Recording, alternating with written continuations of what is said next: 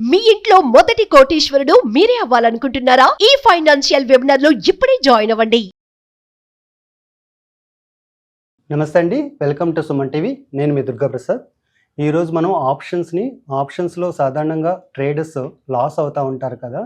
మనం ఆప్షన్స్ని రిస్క్ లేకుండా ఎలా ట్రేడ్ చేయొచ్చో లైవ్ ట్రేడ్స్ ఈరోజు చూద్దాం.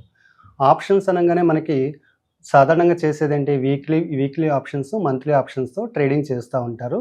దీంట్లో ఏంటంటే రిస్క్ రివార్డు రెండు ఎక్కువే ఉంటుంది, లాస్ రావడానికి ఎక్కువగా ఛాన్స్ ఉంటుంది.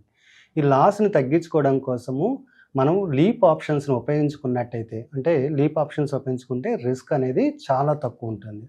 మనకు తెలిసిందే వచ్చే స్టాక్స్ వరకు 3 నెలల ఆప్షన్స్ ఉంటాయి. Current month, next month, far month. అంటే ఫిబ్రవరి కదా, ఇప్పుడు ఫిబ్రవరి, మార్చి, ఏప్రిల్ ఆప్షన్స్ ఉంటాయి. కానీ నిఫ్టీకి వచ్చేప్పటికి మనకి 5 ఇయర్స్ వరకు ఆప్షన్స్ అందుబాటులో ఉంటాయి.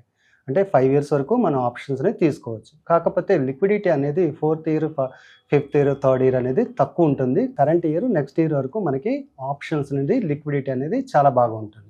నిఫ్టీకి వచ్చి వీక్లీ నుండి 5 ఇయర్స్ వరకు ఉంటుంది. కానీ మనం ఫస్ట్ 1 ఇయర్ వరకు, అంటే కరెంట్ ఫిబ్రవరి నుండి నెక్స్ట్ ఇయర్ వరకు అన్ని ఆప్షన్స్ అవైలబిలిటీలో ఉంటాయి. కానీ లీప్ ఆప్షన్స్ వరకు మనకి ఓన్లీ రౌండ్ ఫిగర్ ఆప్షన్స్ మాత్రమే, అంటే 22,000, 23,000, 24,000 ఇవి మాత్రమే అందుబాటులో ఉంటాయి. అంటే మనం ట్రేడ్ చేయాలి లీప్ ఆప్షన్స్ అంటే 22 ఆర్ 23 ఆర్ 25, 25, 26 ఇవి మాత్రమే చూస్ చేసుకోగలుగుతాం.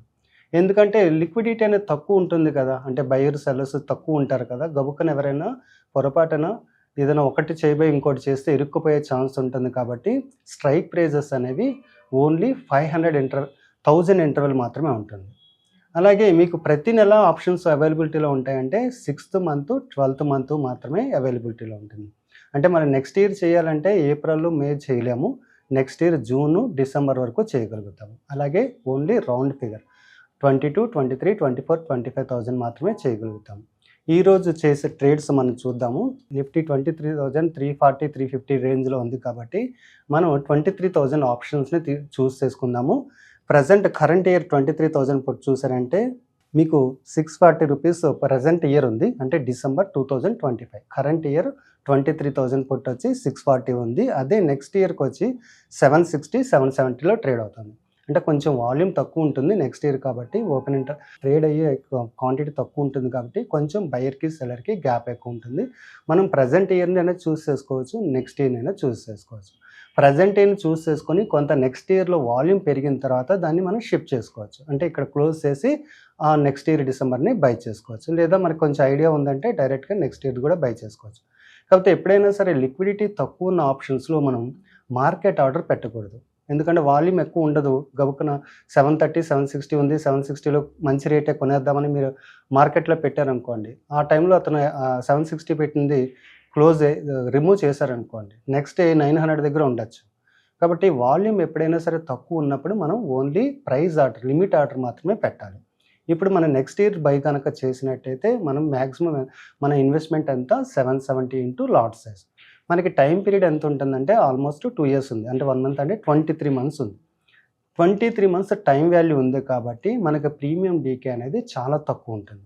అంటే ఆప్షన్ ప్రీమియమ్స్ మీకు తెలిసిందే కదా, depend on price, time and volatility. ఇక్కడ టైం అనేది చాలా ఎక్కువ ఉంది కాబట్టి ప్రీమియం డీకే కూడా చాలా తక్కువ ఉంటుంది. మనం దాని గురించి వరీ అవ్వక్కర్లేదు. అంటే అది ఒకేసారి 200కి 300కి రాలేదు కదా, 770, 770లో ఉన్నది కొంచెం కొంచెం తగ్గుతుంది. అది కూడా మార్కెట్ ర్యాపిడ్గా పెరిగితే మీకు 1000 పాయింట్స్ పెరిగిపోయింది అనుకోండి, నిఫ్టీ ఒక 1000 పాయింట్స్ పెరిగిపోతే ఇది ఎంత తగ్గుతుందంటే అరౌండ్ 300, 280 అంత మాత్రమే తగ్గుతుంది. కాబట్టి మనకి ప్రీమియం డికే గురించి వర్రీ అనేది లేదు. మరి దీన్ని ఉపయోగించుకొని ఎట్లా ఎఫెక్టివ్గా చేయాలి అంటే మన క్యాలెండర్ స్ట్రాటజీ కానీ కాలర్తో కానీ ఎఫెక్టివ్గా చేయొచ్చు, రిస్క్ లేకుండా. అంటే వెరీ వెరీ నెగ్లిజిబుల్ రిస్క్. ఇప్పుడు 23,000 పుట్ని బై చేసాము. మార్కెట్ కండిషన్స్ బట్టి బడ్జెట్ ఓకే ఉంది. మార్కెట్ ఆల్రెడీ కొంచెం బాగానే పడింది కాబట్టి టూ మచ్ డౌన్ సైడ్ ఎక్కువ లేదు అనుకుంటున్నాను. నేను డౌన్ సైడ్ ఉండే ఛాన్స్ ఉంది కానీ టూ మచ్ లేదు అనుకుంటున్నాను. దానికోసం ఏం చేశాను అంటే 23,100 పుట్ని మనం సెల్ చేసాం. అంటే ఇక్కడ బై చేసింది 4 లాట్స్ అనుకుంటే సెల్ చేసింది కూడా 4 లాట్స్. ఒక్కొక్కసారి డిపెండ్ ఆన్ మార్కెట్ సిచ్యువేషన్స్ మనం రేషియో స్ప్రెడ్స్ కూడా చేయొచ్చు. అంటే అలాగే మనకు కిందకు వస్తుందని కొంచెం ఎక్కువ అనిపిస్తుంది అనుకోండి, అప్పుడు 4 బై చేస్తే 3 కూడా సెల్ చేయొచ్చు. అంటే ఎగ్జాక్ట్గా ఇదే రేషియోలో చేయాలని లేదు. Depend on market situations, events ఏమైనా ఉంటే దాన్ని దృష్టిలో పెట్టుకొని ప్రజెంట్ మార్కెట్ కండిషన్స్ బట్టి, మ్యాక్రో బట్టి, గ్లోబల్ క్యూస్ బట్టి, ఎఫ్ఐఎస్ క్లోజ్ బట్టి మనం డెసిషన్ తీసుకోవచ్చు. ఇక్కడ మన దగ్గర ఒకటి డిసెంబర్ పుట్ బై ఉంది. ఇప్పుడు దానికి ఆపోజిట్గా నేనేం చేస్తున్నానంటే 20th ఫిబ్రవరి పుట్ని సెల్ చేశాను. అంటే థర్డ్ వీక్ని సెలెక్ట్ చేసుకున్నా, ఎందుకంటే 2 డేస్లో ఒక ఎక్స్పైరీ వచ్చేస్తుంది కదా, థర్స్డే ఒక ఎక్స్పైరీ వస్తుంది, దానికి ప్రీమియం అలాగో ఉండవు. మనం వచ్చి థర్డ్ వీక్ని సెల్ చేస్తున్నాను. అంటే 20th ఫిబ్రవరి 23,100 పుట్ని సెల్ చేస్తాం. ప్రజెంట్ దీని ప్రీమియం ఎంత ఉందంటే 160 అరౌండ్ ఉంది. అంటే మనం అక్కడ ఒక పుట్ని బై చేసాము, ఇక్కడ ఒక పుట్ని సెల్ చేసాము. ఎగ్జాంపుల్ 4 అనుకుంటే 4 బై చేసాము, 4 సెల్ చేసాము. ఎప్పుడైనా సరే సెల్ చేసేది ఏం తీసుకోవాలి జాగ్రత్తలు అంటే, మనం ఎంత బై చేసాము 750 రూపీస్ అనుకోండి, దాంట్లో కనీసం 20% అయినా సెల్లింగ్ ప్రీమియం ఉండాలి. అంటే అది ప్రీమియం డీకే అవుతుంది కదా, కొంచెం తక్కువ అయినా కానీ ఎంతో కొంత అవుతుంది. కాబట్టి దాని రిస్క్ తగ్గించుకోవడానికి మనం సెల్ చేసేది కనీసం దాంట్లో 20% ఉంటే ఐడియాలు. ఒకసారి విక్స్ ఎక్కువ ఉందంటే మనం 30% ఉన్నది కూడా సెల్ చేయొచ్చు. ఇక్కడ మన దగ్గర 2 ఉన్నాయి. 23,000 పుట్టు నెక్స్ట్ ఇయర్ డిసెంబర్. మీకు నెక్స్ట్ ఇయర్ డిసెంబర్ది కంఫర్ట్గా లేదు, కొంచెం లిక్విడిటీ తక్కువ ఉంది, ఎప్పుడైనా ఎగ్జిట్ అయ్యి బయటకు వచ్చేద్దాం అనుకుంటే కరెంట్ ఇయర్ డిసెంబర్ మీరు సెలెక్ట్ చేసుకోవచ్చు. కరెంట్ ఇయర్ డిసెంబర్ అంటే వాల్యూమ్ చాలా హ్యూజ్ క్వాంటిటీ అవుతుంది. మీకు 630, 620 ఉంది. బయ్యర్ సెల్లర్ పక్కనే ఉంటాడు. అంటే అక్కడ మీకు బై చేశారు, వర్కింగ్ డేస్ చాలా ఎక్కువ ఉన్నదాన్ని బై చేశారు, ఇక్కడ వర్కింగ్ డేస్ తక్కువ ఉంది సెల్ చేశారు. నేను సెలెక్ట్ చేసుకుంది థర్డ్ వీక్ సెలెక్ట్ చేసుకున్నాను. అంటే మా దగ్గర 23,000 పుట్ బై ఉంది, 23,100 పుట్ సెల్ ఉంది. 4:4 అంటే 1:1 రేషియోలో 4 కొని 4 అన్నాను. అంటే కింద పడుతుందంటే రిస్క్ ఎక్కడి నుండి వస్తుంది? ఫస్ట్ మనం పుట్ సెల్ ఎంత చేసాము, 160లో సెల్ చేసాము. స్ట్రైక్ ప్రైస్ ఎంత 23,100 కాబట్టి మన రిస్క్ ఎక్కడి నుండి స్టార్ట్ అవుతుందంటే selected strike price 23,100 minus received premium అంటే 22,950 నుండి ఒరిజినల్ రిస్క్ స్టార్ట్ అవుతుంది 940 నుండి. అంటే మధ్యలో ప్రీమియమ్స్ బట్టి విక్స్ బట్టి మీకు ఫ్లక్చువేషన్స్ వస్తూ ఉంటుంది. మన ఎక్స్పైరీ వరకు కనుక వెయిట్ చేస్తే ఎక్స్పైరీకి మనకి ఎప్పుడు లాస్ వస్తుందంటే 22,950. అక్కడ నుండి మనకి అన్లిమిటెడ్ లాస్ స్టార్ట్ అవుతుంది పుట్ సెల్లో. కానీ మన దగ్గర పుట్ బై ఉంది కాబట్టి అది కూడా దాదాపుగా అదే ప్రపోర్షన్తో పెరుగుతూ ఉంటుంది. అంటే మనకి పెద్దగా రిస్క్ లేదు. మరీ ఇంది మనీకి వెళ్తే మాత్రం ఒక 30-40 పాయింట్స్ దాకా లాస్ వచ్చే ఛాన్స్ ఉంది. మనం ఇంది మనీకి వెళ్ళే వరకు వెయిట్ చేయము, దాన్ని స్ట్రైక్ ప్రైస్ని షిఫ్ట్ చేస్తాం. అలాగే ఇంకొంచెం కిందకి వెళ్తే బెటర్ కోసం ఏం చేస్తున్నానంటే నేను అవుట్ ఆఫ్ ది మనీ కాల్ని కూడా ఒకటి సెల్ చేస్తున్నాను. 23,700 కాల్ని సెల్ చేస్తున్నాను. ఇది అరౌండ్ 150 రూపీస్ ఉంది. అంటే మన దగ్గర 4 పుట్లు బై ఉన్నాయి, 4 పుట్లు సెల్ ఉన్నాయి, ఒక కాల్ సెల్ ఉంది. సాధారణంగా మనం ఏమనుకుంటామంటే ఇవన్నీ చేయడానికి టూ మచ్ మార్జిన్ అనుకుంటాము, కానీ మనకి మార్జిన్ బెనిఫిట్ ఉంటుంది.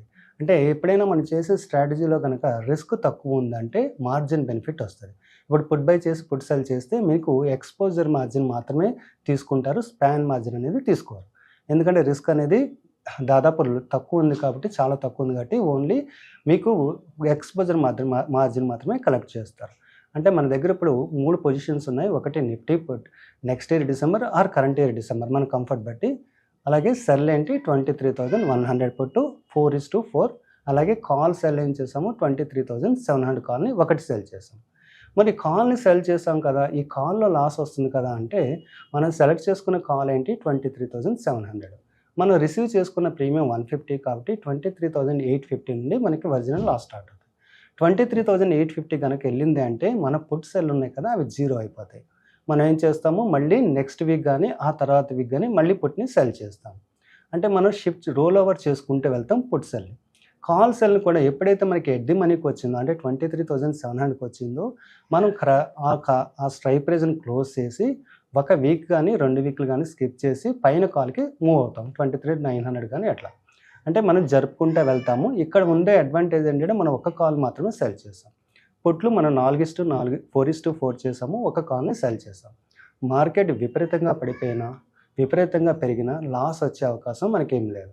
మరి ఐడియల్ క్లోజింగ్ ఏంటి? ఇది ఎప్పటికప్పుడు క్లోజ్ చేస్తూ ఉండాలంటే మన ఇష్టము.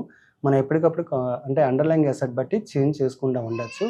అలాగే ఇది కొంచెం పైకి వెళ్తుంది అనుకున్నప్పుడు మనం ఆల్రెడీ ప్రాఫిట్లో ఉంటే దీని స్ట్రైక్ ప్రైజ్ని కూడా 23 తీసేసి 24కి వెళ్ళచ్చు. అలాగే ఒకవేళ మనం 23,100 పుట్లో సెల్ చేసాం కదా, అక్కడ కనుక క్లోజ్ అయింది అనుకోండి, అంటే నిఫ్టీ ఫిబ్రవరి 20th దాన్ని మనం కాలర్ స్ట్రాటజీ కింద మార్చుకుంటే ఇంకా ఎఫెక్టివ్గా ప్రాఫిట్స్ వస్తాయి. అంటే మార్కెట్ కిందకెళ్ళినా మనకి పెద్దగా రిస్క్ లేదు, చాలా నెగ్లిజిబుల్ రిస్క్. మనం పెయిన్లెస్ అమౌంటే ఉంటుంది. అక్కడెక్కడ ఉన్నా మనం ప్రాఫిట్లో ఉంటాము. ఎక్స్ట్రీమ్గా పెరిగినా మనం ప్రాఫిట్లో ఉంటాం. అంటే రెగ్యులర్ యాక్టివిటీస్ చేసే అమౌంట్ని 10 నిమిషాల్లో బై 10 నిమిషాల్లో సెల్ చేస్తే ఏంటంటే టూ మచ్ ట్రేడ్స్ చేసుకుంటాము, టూ మచ్ డెసిషన్ తీసుకోవాల్సి వస్తుంది. కాబట్టి ఏదో ఒక టైంలో ఎక్స్ట్రీమ్ లాస్కి వెళ్ళిపోతాం. ఇక్కడ ఏంటంటే మ్యాథమెటిక్స్ ఉపయోగించి చేస్తున్నాము. జస్ట్ మనం ఏంటంటే మార్కెట్స్ కండిషన్స్ బట్టి ఏ స్ట్రైక్ ప్రైస్ చేయాలి, అలాగే ఏ రేషియోలో చేయాలి మాత్రమే సెలెక్ట్ చేసుకుంటాం. మిగతాదంతా పూర్తిగా మ్యాథమెటిక్స్ మీద డిపెండ్ అవుతాం. దాని ద్వారా చేస్తే ఏంటంటే మనం లాంగ్ టర్మ్లో ఒక ప్యాసివ్ ఇన్కమ్ కింద జనరేట్ చేసుకోగలుగుతాం. Thank you.